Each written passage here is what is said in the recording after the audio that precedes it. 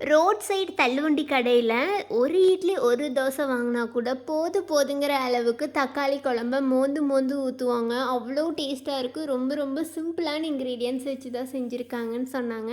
அதை எப்படி செய்யறதுன்னு வாங்க பார்த்துடலாம். அதுக்கு ஒரு பேஸ்ட்டு ரெடி பண்ணிக்கலாங்க. மிக்ஸி ஜாரில் 1 டீஸ்பூன் சீரகம், 6 காஞ்ச வரமிளகாய் சேர்த்துக்குங்க. உங்கள் காரத்துக்கு தகுந்த மாதிரி சேர்த்துக்குங்க. ஒரு கட்டை பூண்டு சேர்த்துக்குங்க. 2 கைப்பிடி அளவு சின்ன வெங்காயம் தோல் நீக்கி நல்லா கொரப்பாக அரைச்சி எடுத்து வச்சுக்கலாம்.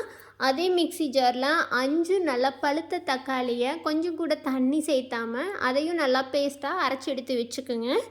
இப்போ குழம்பு வைக்க ஸ்டார்ட் பண்ணிடலாங்க. ஸ்டவ் ஆன் பண்ணி கடாய் வச்சுக்கோங்க. இதில் தேவையான அளவு எண்ணெய் சேர்த்துக்குங்க. எண்ணெய் காஞ்சதுக்கு அப்புறமா கடலைப்பருப்பு, உளுத்தம்பருப்பு, கடுகு நல்லா சேர்த்து பொரிய விடலாங்க.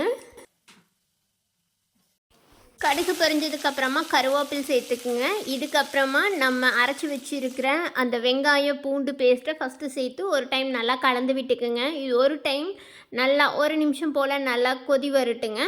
அதுக்கப்புறமா நம்ம அரைச்சி வச்சுருக்கிற தக்காளி பேஸ்ட்டையும் இப்போ சேர்த்துக்கலாம். இது கூட 1/2 டீஸ்பூன் மஞ்சள் தூள், தேவையான அளவு உப்பு, ஒரு 1/2 லிட்டர் அளவுக்கு தண்ணி சேர்த்துக்குங்க. தண்ணி எல்லாமே நல்லா தளன்னு கொதிக்க வரைக்கும் 2 நிமிஷத்துக்கு வெயிட் பண்ணலாம்.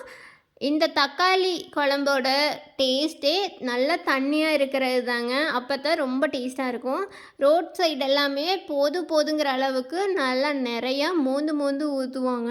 அவ்வளோ ஒரு புளிப்பாக, ஒரு உப்பு காரம்னு அவ்வளோ பர்ஃபெக்டாக இருக்கும். அதோட ரகசியமே இன்றைக்கி நான் செய்கிற இந்த தக்காளி குழம்பு தாங்க. ரொம்ப ஈஸியாக செஞ்சிடலாம். பேச்சுலர்ஸ் கூட கவலையே வேண்டாங்க. இது மட்டும் அரைச்சி வச்சு எல்லாமே தாளித்து கொதிக்க வச்சா போதும். நல்லா கொதி வந்ததுக்கப்புறமா ஒரு கரண்டி இட்லி மாவு, நல்லா புளிச்ச இட்லி மாவாக இருந்தால் கூட பரவாயில்ல, ஒரு கரண்டி அளவு சேர்த்துட்டு நல்லா கலந்து விட்டுக்குங்க. நீங்கள் எந்த அளவுக்கு தண்ணி அதிகமாக சேர்த்திருந்தாலும் பரவாயில்ல, இந்த இட்லி மாவு சேர்த்தும் போது நல்லா கெட்டியாக ஆகிரும்.